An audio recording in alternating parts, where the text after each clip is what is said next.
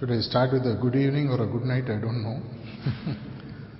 I should have been here long ago, and I don't like to give excuses, but suddenly there was an invitation from Gurugram Ashram people, and the call was difficult to avoid, so I went there, and you know how Delhi is.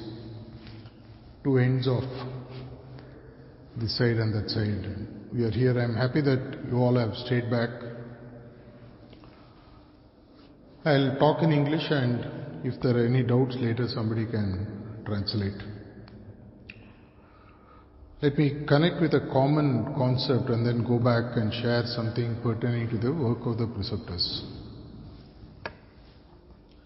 We have specifically in management, we have a concept of efficiency and effectiveness.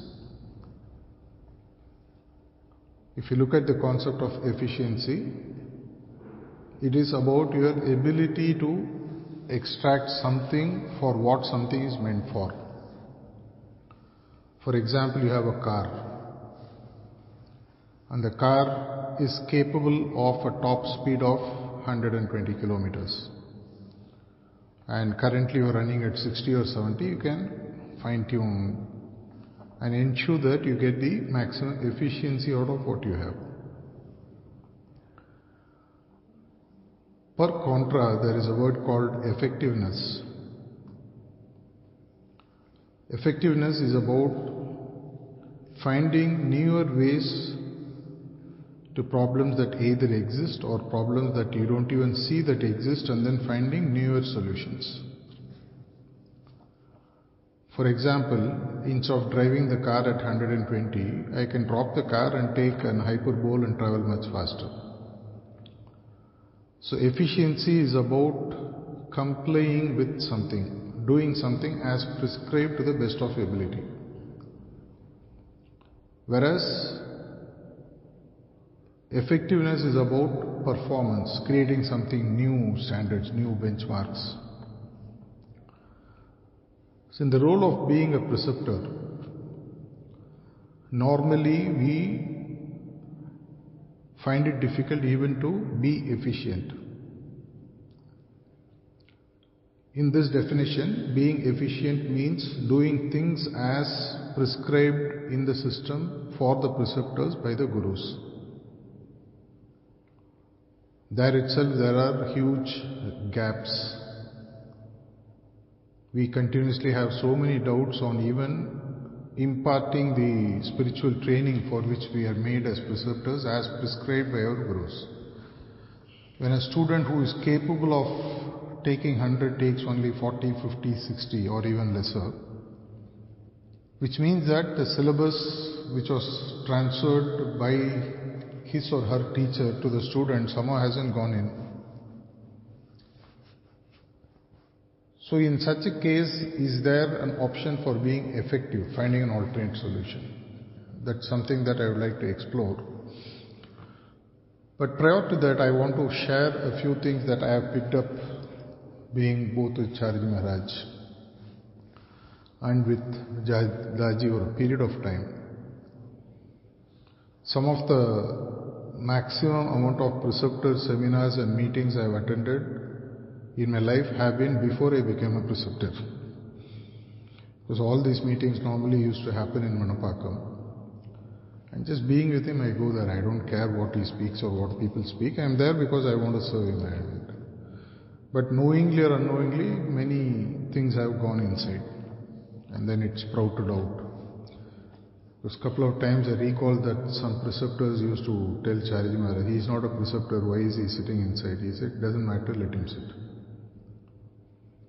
And after I became a prefect, and those days the concept of preceptor didn't exist except for a few, everybody was a prefect. Those who became or took up the role after 2016, you may not even know the difference. At least practically. Theoretically, some of you might know. In one of the conversations that I had with him between the time that he became a VP to the time he took over, once we were sitting and talking about sittings, and he used to share a lot of information. He shared a specific way of giving effective sittings, not efficient sittings. He told me, Prakash, to give an effective sitting, there are 3 things that you have to keep in mind. It's not printed officially in any books. I have shared it in some regional language discussion, so it might not have found its way into people who understand English.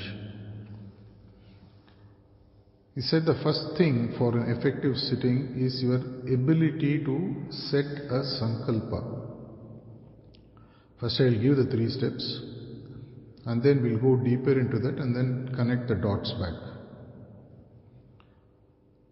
The first step is to have an effective sankalpa, which is a very deep subject, though apparently it looks very simple. The second thing he said is the belief in yourself that you are capable of being a good conduit. Not necessarily a perfect conduit, but a good conduit. And the third aspect, all are equally important, is that the absolute faith that the work that is happening through you will work, the faith in Him. Let's take the first step. When he told me you need to have a sankalpa, many of us just take it as an ordained will. But over a period of time after he shared this, I started understanding, it started unfolding onto me as to what this might have meant. Sankalpa is to make something happen, right? What should I make happen? As a preceptor, every sitting is a choice given to you to create a new playing field and let the game unfold. Let me explain in detail. Many of us, many preceptors to whom I interact and talk today, even today, for them, a sitting more or less starts when the Abhyasi sits in front. Am I right? Yes or no? You're all very cautious. Nobody is giving an answer. The answer is almost everybody says yes. In fact, technically speaking, the sitting commences and ends even before you sit in front of the Abhyasi. In my view, for me, every sitting that at least I personally give, I practice it in such a way that you can make yourself a witness in the sitting, though minimum work happens through you, so that you see exactly what you did as a sankalpa is unfolding or not. This idea for me came from reading the works of Babaji Maharaj. Every one of his trip, every one of his tour, every one of the Bandara, he says that the work has already happened. When Charij Maharaj asked him, before going on a European trip, and then Babaji Maharaj says that the work is already over, Patsadi, and then Charij Maharaj asked him, then why do you have to go? He said, we have to go to see if the work that I have done has happened or not. I want to see it in person. So that became like a clue for me to understand the joy of being a preceptor, what it really means. Let's go back to the concept of what you should do in a sitting. For this, it's like preparing for an exam. For a student who prepares well, normally when I've been a topper in my school, college, university and all that. So normally 1 or 2 days prior to the exam, I close my book, listen to some music or watch some movie. I'm not prescribing that others should do it, because for me, reading the book just 1 or 2 days before the exam was actually a distraction. Because what I haven't been able to prepare myself for in 1 year, I'm not going to prepare overnight and get that additional 1 or 2 marks. Like that, whether you are giving an individual sitting, whether you are conducting a group satsang, whether you are going to do a connect initiative. What if you look at it like how you would make a movie? I don't think any director worth his salt would go to the shooting spot and then write the movie script.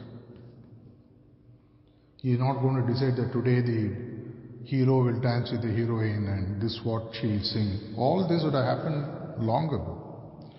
They initially write the complete story, they have a line by line story, the script, all the dialogues, songs, lyrics, music, everything is done. When they go, it is just an enactment of already something has taken place in the head of the director. So when you give a sitting, it's almost like that of shooting a movie. If I can look at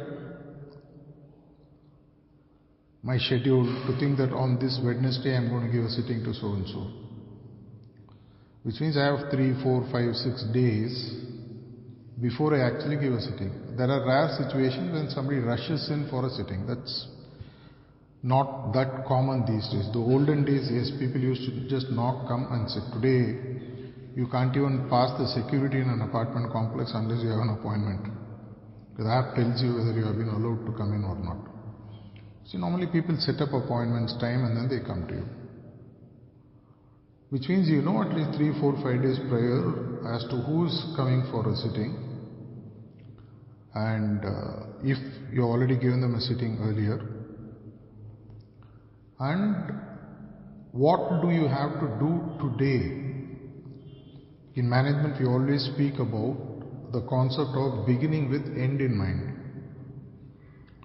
Let's put it this way in multiple levels. In one of the talks, Daji says that your job as a preceptor ends with the heart region. So let's take it as a base. So my job is to accelerate without going against nature the progress of an abhyasi beyond heart region and then leave it to the Guru. In one of the talks he says, if you think he has crossed beyond the heart region, write to me, I will tell you what I have to do. And there are so many who are still waiting there to be done, so I don't think that's a bigger issue. At some point of time in future, if possible, he would explain to us how to work. Though Chariji Maharaj once gave a hint that the work doesn't differ, but the capacity does. The work of moving someone from a point to another point remaining the same, the capacity to work on an abhyasi beyond the heart region may not always lie with all the preceptors. So let's stick to the heart region, for example, and then take it that in the next 6 months, 1 year, 2 year, 3 year, whatever time frame, if the abhyasi's cooperation is there, which is also a must, I'll also share something interesting, how progress is triggered. If in case I miss, remind me. So, if the abhyasi is cooperating, his practice is good, he comes periodically for sittings, he does his individual sadhana, he works on his character transformation and all that, you can set a time frame. Need not happen, but set a time frame. Let me see if I can push this person beyond heart region in the next 2 years' time. If a director makes a movie with a climax scene in mind, this is how the movie is going to end, which is going to run for 2.5 hours, then he writes each screen, each shot in terms of the twists and turns and all that, and then ends, all is well that ends well kind of a scene. Likewise, if I have already evaluated the current position of the abhyasi, for example, I am able to do it today, and then I decide, okay, he is in point 2 or whatever, and I would like to, with the permission of the master, internally, I would work towards pushing him beyond the heart region in the next 1-2 years' time, which means in this next 1-2 years' time, I also know the number of sittings I am going to give it to him or her. Could be once a week, once in 15 days, whatever. In between, of course, the Abhyasi may go to somebody else for a sitting as well. Sometimes in a mall, you come out for a popcorn, you may go to the wrong screen and find, oh my God, what movie am I watching? Something like that.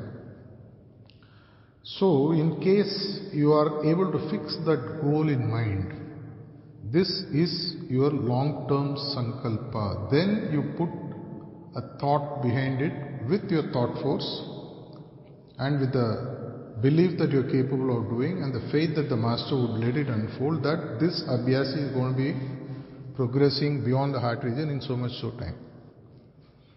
Now I have in 2 years 104 weeks left. I can actually decide in the next 104 weeks how many sittings I am going to give in what periodicity. Which means I actually make a schedule, like a production schedule, a movie production schedule. I make it. I am giving a very scientific approach to the preceptor work because it's something which is, our job is scientific. It's not a random generation method. So I say, okay, today I am on 7th of December and I am going to give this person a sitting on 20th December next. And on this date, this is where he is and this is the work I am going to do, so that when he meets he or she meets me on 20th December, in that sitting, this is the work I am going to do, whether it's horizontal, vertical, whatever you want to do. Horizontal meaning the expansion within the point, vertical is when you slowly move him to the next point.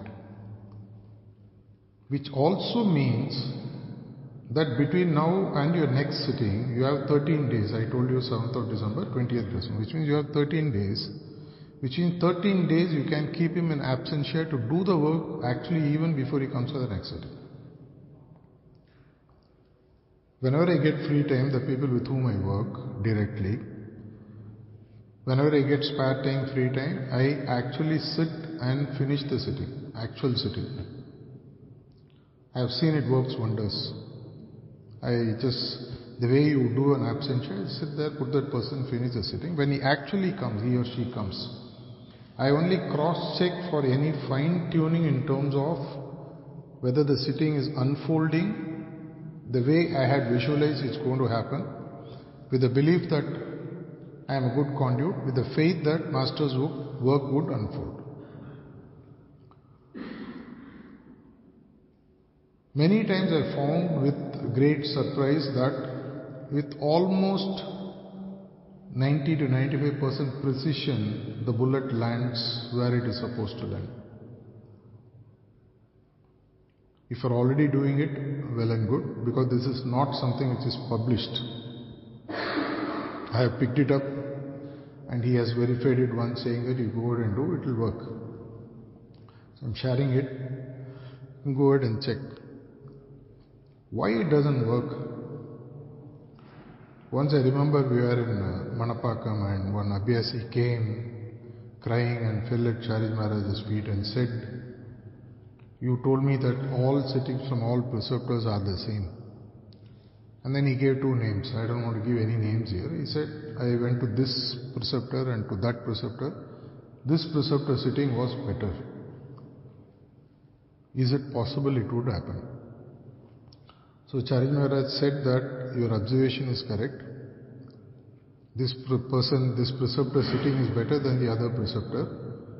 But the problem is not in the method, the problem is in the practice of the preceptor. He said, based on your individual practice, the quality of your sitting will change. And I know both of them. He said the quality of the person's individual practice makes a huge difference in the quality of the sittings and how it unfolds. Because Babaji Maharaj has said that even the best of preceptors hold back 20%, only 80% goes. The worst of the preceptors hold back 40%, 60% goes. Which means I become, instead of a conduit, I become a conduit with a lot of blocks, which stops the free flow of the water. Being an intermediary myself, like Charij Maharaj has said it, that preceptors are like the arteries of the mission. And when arteries develop a block, it's going to hit the heart. And heart is your guru, which is a direct reflection of your individual practice. A preceptor by definition is an intense abhyasi. If my sittings have to be efficient, leave alone being effective, I have to be 100% perfect, sincere in how I practice the sadhana as prescribed. It's not an easy job, it's very tough. Because you have signed a covenant when you become a preceptor that you will at least give 2 sittings, you will follow certain guidelines, you will do this, you will do that, you won't do this, you won't do that. Many of you might recall the covenant you would have signed as a preceptor when you are made a preceptor. If you don't have one, go and check it again with your CC or SHC, they will be able to provide you a copy. It actually puts the onus back to us. The story of Ramakrishna Paramahamsa, who was approached by one of his devotees saying that my son has the habit of eating sugar. If you tell him, he will stop. And Paramahamsa tells him, please come after 4 weeks. And after 4 weeks, the devotee goes and he tells his son, don't eat sugar. He stops. So devotee is thinking, you could have told me this 4 weeks ago. Why did you waste 4 weeks? So I'm sure you all know the answer. Paramahamsa tells her that I had the habit of eating sugar. I didn't want to advise him, so I waited for 4 weeks. I gave up the habit of eating sugar, and then I'm able to tell him. Then he stopped, because what I now tell carries conviction. So many times, this one standard feedback that comes, which is not a complaint, is preceptors tend to become preachy. I mean, in some sense we believe we are superior and we tend to talk down to abhyasi that you should do this, you should do that, your practice is not good, you are not doing a cleaning properly and all that. At least I have personally seen. It has even happened to me when I have gone to take sittings in my younger days. Not that I don't take sitting today, I'm only talking about my experience those days. What would give us the right to admonish someone like what Jesus Christ told, let the person who hasn't committed a sin throw the stone first. Likewise, we cannot advise an abhyasi to follow the practice sincerely till we ourselves practice. And when it comes to the level that you yourself practice, you don't even have to tell them. In my own case, in the initial days I used to go to a preceptor and my sittings used to fix it at 5:30 in the morning, because I have office, I had to go at 8, and my house and his house, those days very few preceptors in Chennai. It was almost 14 kilometers away. So I had to get up at 4, get ready, take my bike, drive, reach his home in time and sit. When I go there, I invariably used to find he gets up at 3:30, finishes his meditation 4 to 5, has his coffee, and I am the first person to go and get the sitting, and he used to give 30-35 sittings a day, literally. And those days, one to many did not exist, except you are a full preceptor. It has to be 1:1, or husband and wife can be given together. Which sort of put it inside me right from beginning. I saw my preceptor right from my younger days in the mission that he was actually very assiduous in practice. He prescribed maximum, he followed or did exactly as prescribed in maximum 1. Get up and complete your puja before sunrise, not just begin but complete. So it put confidence in me that this person at least is telling me something which I see himself doing. There's a famous leadership quotation which says, people don't do as you tell them to do, people do as you do. People don't do as you tell them to do. And this is applicable to children and specifically new seekers. They will not do as you tell them to do, they will do as you do. Because for them, you are the role model, unknowingly or knowingly. You become the role model because in my initial days, which has happened to many abhyasis of those days, we used to think that next to master is the best preceptor in the world. That's how we used to think of the preceptor who introduced us. Whether they're right, wrong, good, bad, ugly, whatever. Because we always used to feel that I got someone whom I can look up to and learn. So we have the onerous responsibility of, without our knowledge, being a role model. Puts actually high amounts of pressure on our own behavior, our own thoughts, our own actions.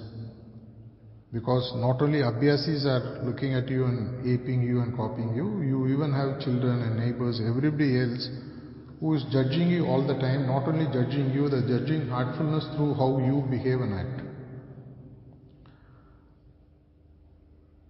The world is always like this. I will be what I am, but I want you to be pure. I want you to be perfect. I want you to be a good role model. We expect that of the politicians also. No? We will give bribes, but we expect the politicians to be corrupt-free. We will take money to vote, but we will expect the politicians not to be corrupt. How will it happen? When you start something, it has its own chain reaction. So as a preceptor, the first thing I would put, which is like a precondition to ourselves, nobody needs to tell you, is that please ensure that the day does not end if your practice is incomplete. Once in a while, here and there, it happens, I understand. We are all humans. There are certain extreme situations where you may be forced into a situation where a little bit of compromise would happen here and there. That's okay.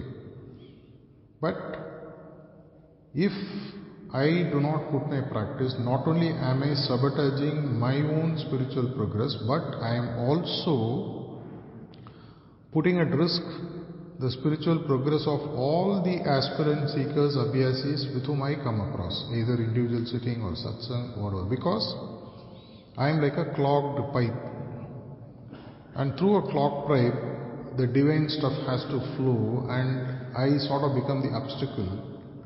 What would happen?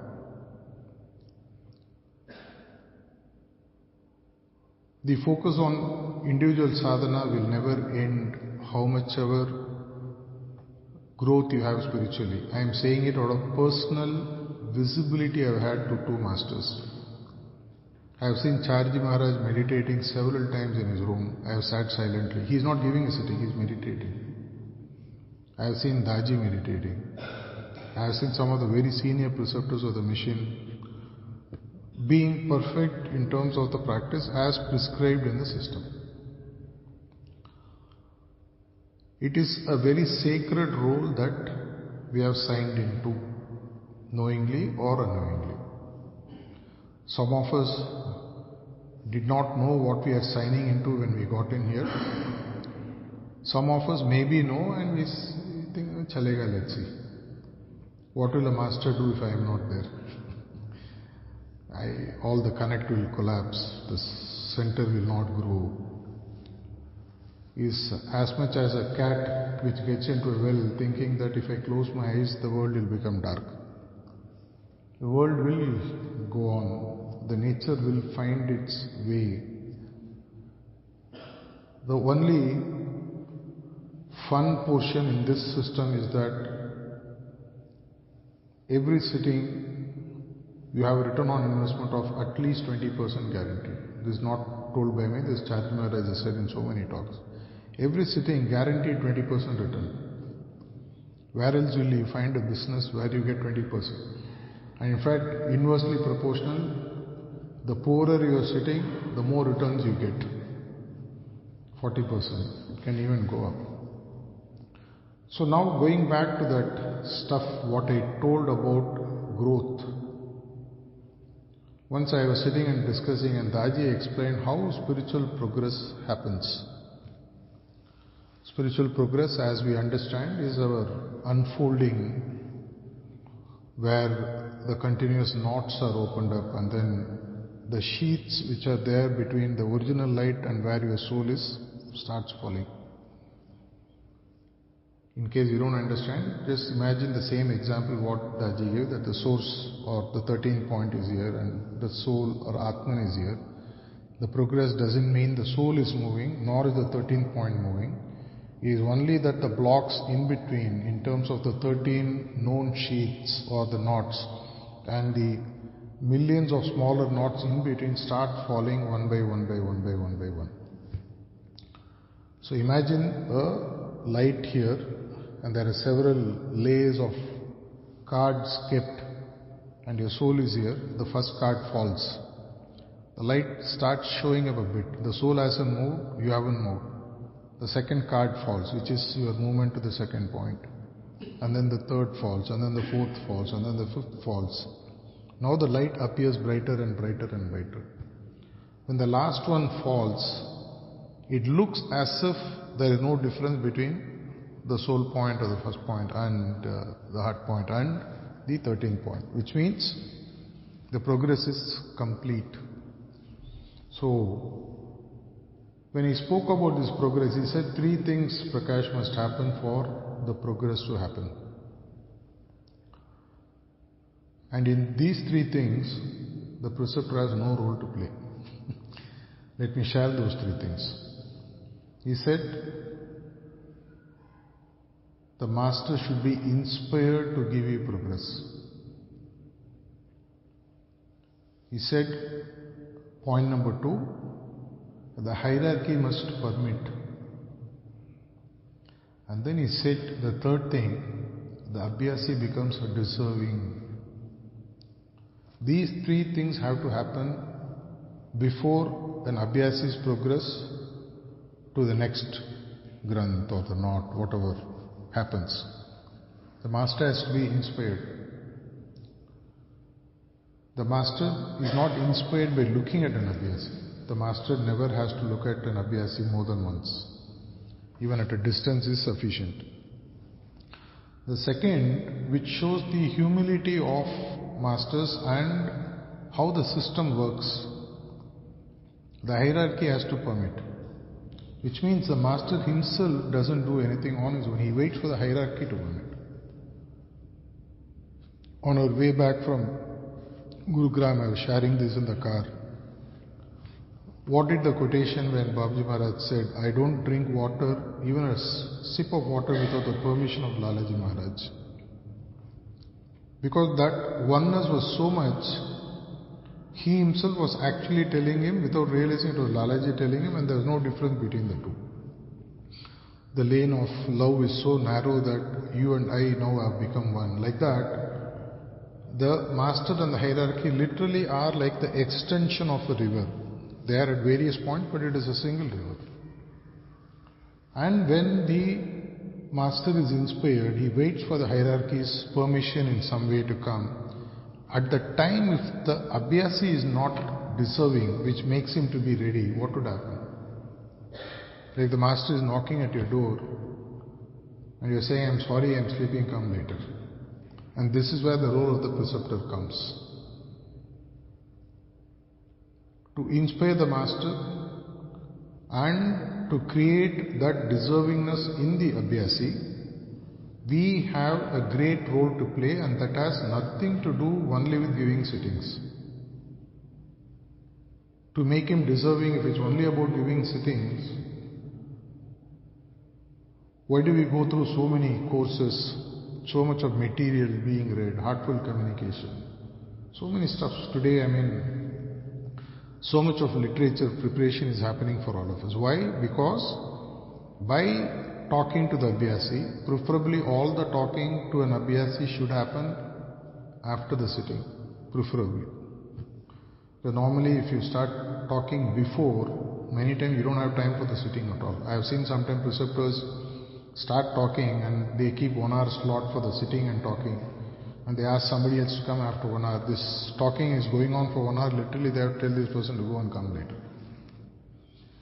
So Chariji Maharaj always said, first give the sitting, because anyway you are doing your work before, you would sense, you know exactly what's happening.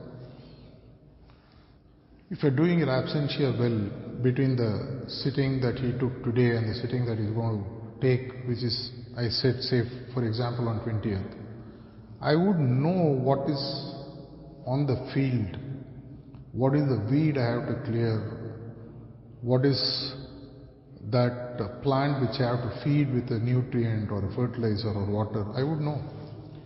The farmer doesn't have to go to the field for him every time to know which weed to clear or which plant to water. Because throughout the night he is only thinking of the work the next day, and as he moves, the work just pops up. I have seen in my own personal sitting, the work just pops up when you just give absentia.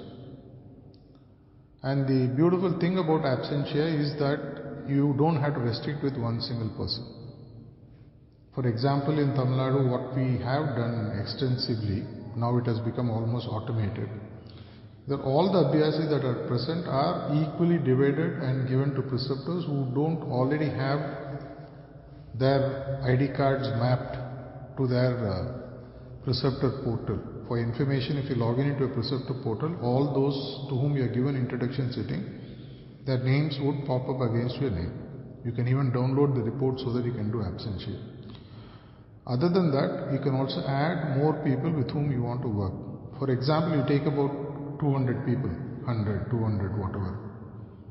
Create an absentia Monday to Saturday and work with them, prepare. Because absentia work is so beautiful because the resistance is at the least. Whenever I do absentia sittings, I find the sittings happen much better, faster, deeper because the person doesn't know. The resistance happens only when the person is sitting in front, at least for me. They seem to resist more because they are sitting there consciously. The difference between a grown-up having knowingly food and refusing to have food as compared to a child which just sucks the milk from the mother's breast without even knowing it's being fed. It's automatic. So absentia is one of the greatest tools, and if you haven't done already, create in this, for example, all the abhyasis of Noida, seekers, those who have even taken one sitting. Even if you don't know them, it's perfectly alright. You will get to know them through the sittings. And start working. And when they actually are going to come for a sitting, you will find that the field is already ready. And you, instead of actively giving a sitting, you can even become literally a witness. The difference between a witness and an observer is that observer at least reacts. A witness, like what Lord Krishna says, there is no worry. I am just watching a movie. I am a witness. I am not emotionally connected. Then you will find that the magic of making the abhyasi ready deservingly is your actual main job, including giving sitting, but sitting is not the only thing. Little bit of interpersonal communication, little bit of counseling, little bit of they'll sob, they'll share their personal issues. Lot of stuff will happen. They'll even speak about their family issues, monetary issues. Because they just want someone to listen. Because these then becomes, because emotional barriers, you will know, is the biggest challenge which creates more and more cleaning. Because it is the impact of the emotional turbulence that we have settles as your daily impressions in your heart. It's not as much as your thoughts and action, it is more of the emotional issues that you face which creates more turbulence inside of you, which tends to deposit as very mild impressions, and if you don't clean it, at the end of the day, 2 days, 3 days later, they solidified, becomes grosser and becomes a samskara. This is the process. Which means, if you know how to emotionally connect, because I have seen, at least in my personal experience, I am not taking this group of preceptors in Noida as a benchmark. Many of our preceptors lack the interpersonal touch. In fact, many times when I conduct preceptor training programs in Tamil Nadu, 90 to 95% of the content is based on being human. Period. Even if you do not know a technique, I know of a very senior preceptor from Babaji's time. He once told me, I asked him, which one is your favorite cleaning technique? He very clearly said, I use only left and right. I said, so many techniques have been taught. He said, Prakash, for me it works. It produces good results because my role is to clean. The rest, the hierarchy will take care. And his sittings were very good. So it's not about the technique, it's about how you soften the person in front of you. Even when they come and just you give a glass of water, or don't give a glass of water, that can change the sitting completely. I've traveled half an hour, this preceptor is heartless. You come and sit, he says, please start meditation. And he is only thinking about water all the time because he is thirsty. And what will happen to the sitting? And you think you have done some great work. At the end you will ask, what did you feel? Nothing, sir. You have to do more cleaning. Some standard prescription is given across the table or across the chair. Whereas that human touch, I am not saying that open a canteen in your home, give them tea, coffee, biscuits, samosa, vagera, no.